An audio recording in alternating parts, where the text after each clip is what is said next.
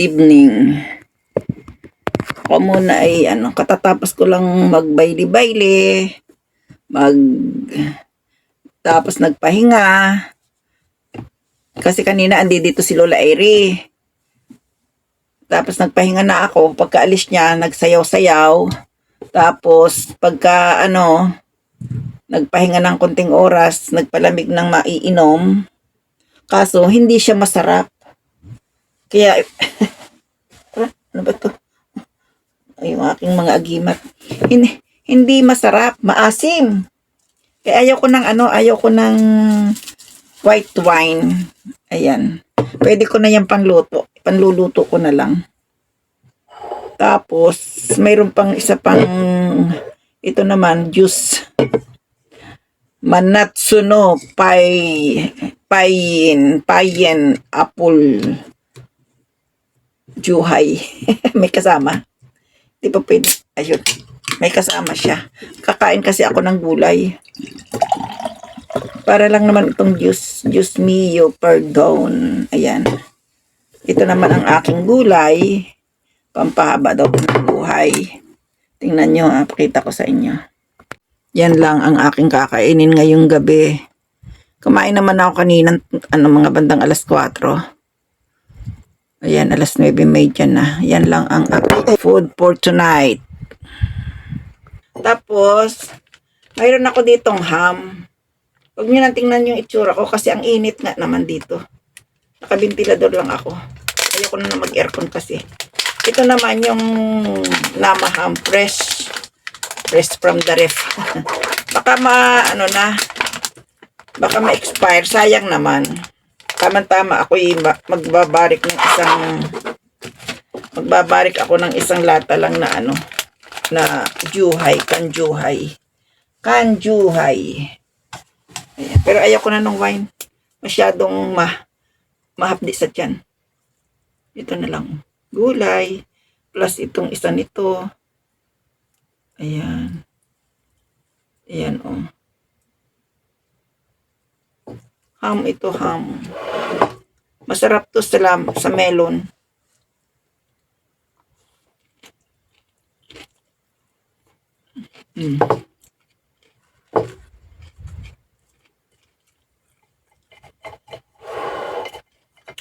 Malasa.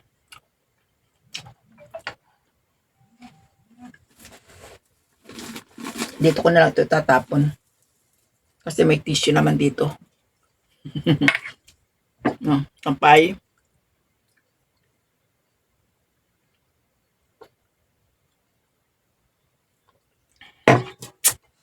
Pineapple.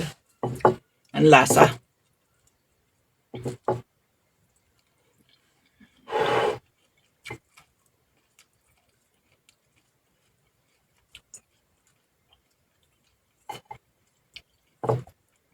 Ito namang gulay ko. 4 na dahon. Ito oh. Sunny lettuce. 4 lang na dahon. Pwede na, marami na yon.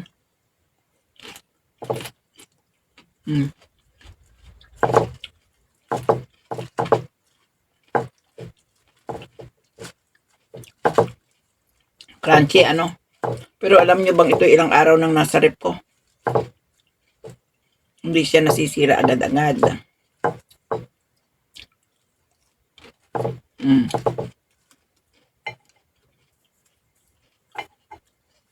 Gulay lang sapat na.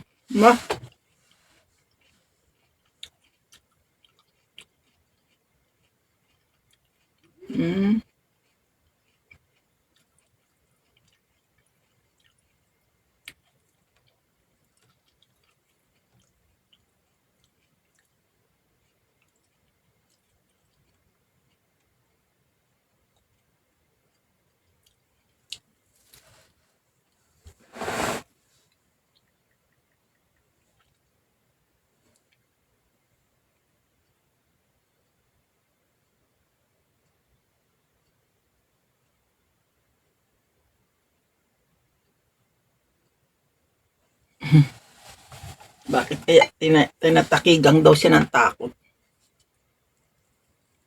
Kampay kayo, kampay.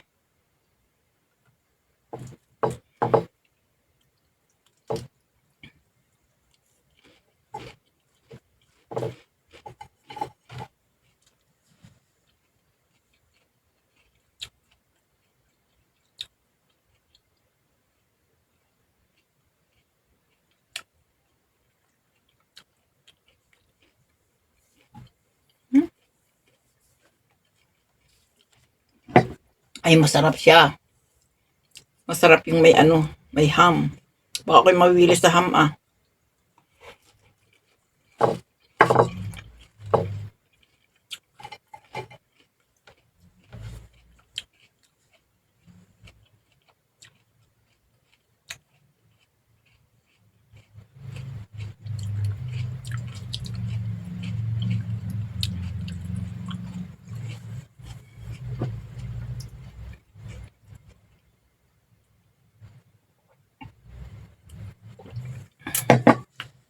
Masyadong matamis. Ito na ang last na nandito sa rep ko. Sino pa kayo magbibigay sa akin, ano? Sayang nung isang margarita, yun ang nangihinayang ako. Nabasag. Kabagagalitan ako nung nagbigay.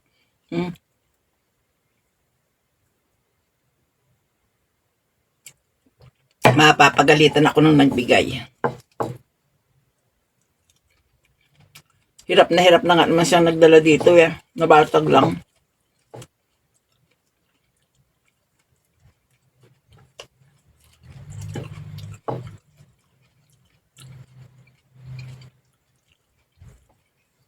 Kung kayo ba sa atin, kakayahin nyo to yung ganito lang ang pagkain nyo sa gabi, sa araw. Hindi nyo kakayahin na puro damo lang ano.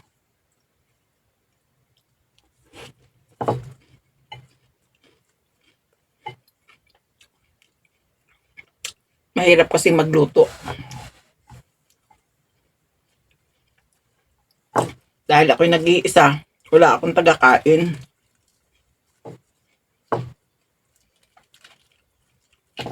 Tapos maulan pa kanina. Ano kaya? Kulang sa dressing. Tama na to.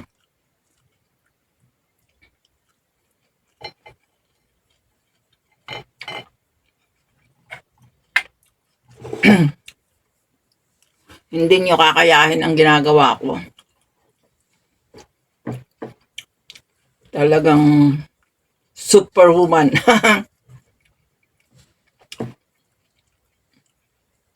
Kahit noon pa, ang trabaho ko, 3.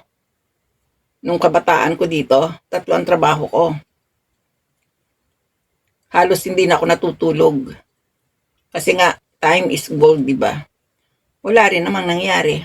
Kasi walang ginawa kundi tumulong. Tulong dito, tulong doon. Pag uwi, bongga dito, bongga doon.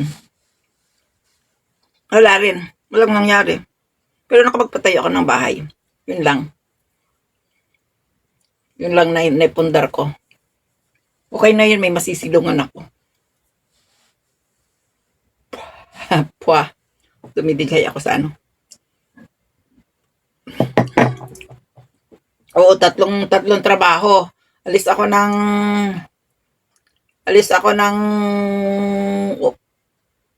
umaga ng 8:30. Lalabas ako ng 2:00. Paglabas ko, sa labas na ako kumakain noon. Habang naglalakad, kumakain ako ng kung ano, tinapay, hamburger, ano-ano lang ba, pakukot-kukot lang ba, hanggang sa makarating ako sa bahay. Kasi, pag pauwi, pwede nang mag-walking distance, walking ka na lang, pwedeng lakarin. Kaya lang sa umaga, siyempre pagod ka na, at saka mas malapit ang sakayan, kaysa sa pauwi. Kaya, sumasakay ako. Tapos, matutulog ako pagkadating. Papasok ako ng 9:00 ng gabi. O ano, yun, late na yun, nung ako mga 40s na yun. Papasok ako ng alas 9 ng gabi. Pero pag mayroong kasamang ano kakain, mas maaga, 6:00 gigising na ako noon. Hindi na ako natutulog. Hanggang 2:00 doon sa isang pinapasukan ko.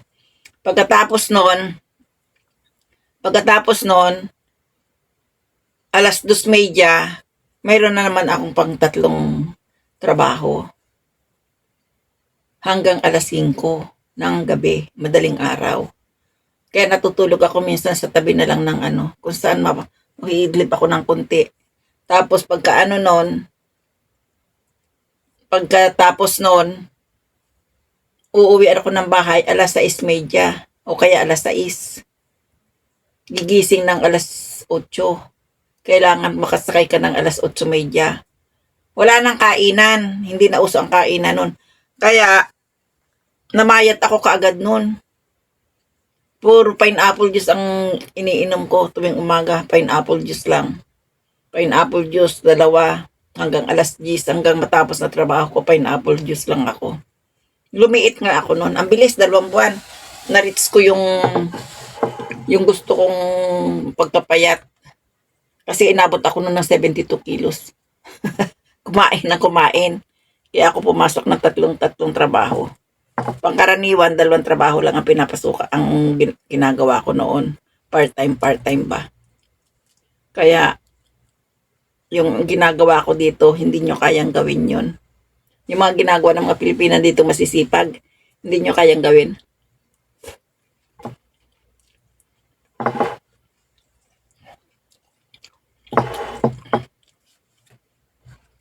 Tatagol muna ako. Bago tayo magkaiyakan. Ayan o. Ngayon, ganun pa rin. Wala pa rin tuwing papasok, pagkadating magluluto, maggaganito, may nadagdagang pang pagla-live, ano. Kaya minsan nga gusto ko na itigil ng pagla-live eh. Ano ba? Ano bang maganda? Itigil ko na o manahimik na lang ako?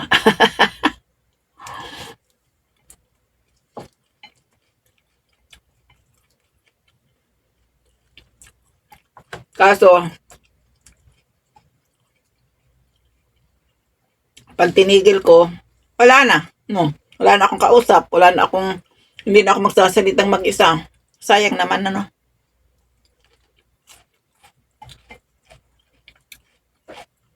Pagpatuloy na lang. Pansamantalang kaligayahan ang mag-vlog.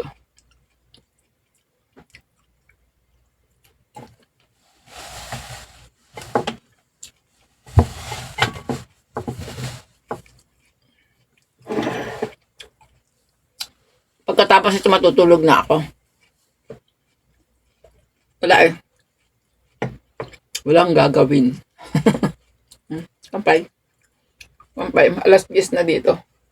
Mag-aalas 10 pa lang.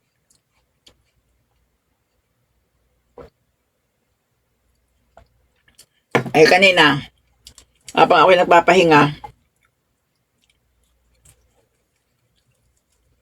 dinalaw ko si Ate Linma. Nakatago. Nakatago si Ate Linma. Shout out kay Ate Linma.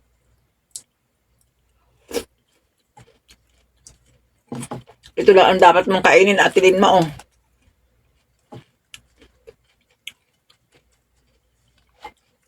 Pagagalitan ako. Ha?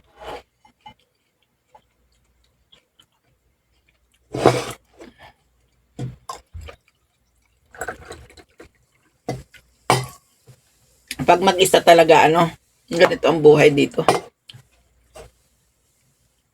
Ganito ang buhay. Ay, tama na siguro to. Baka tayo magkaiyakan. Bye! Bye-bye!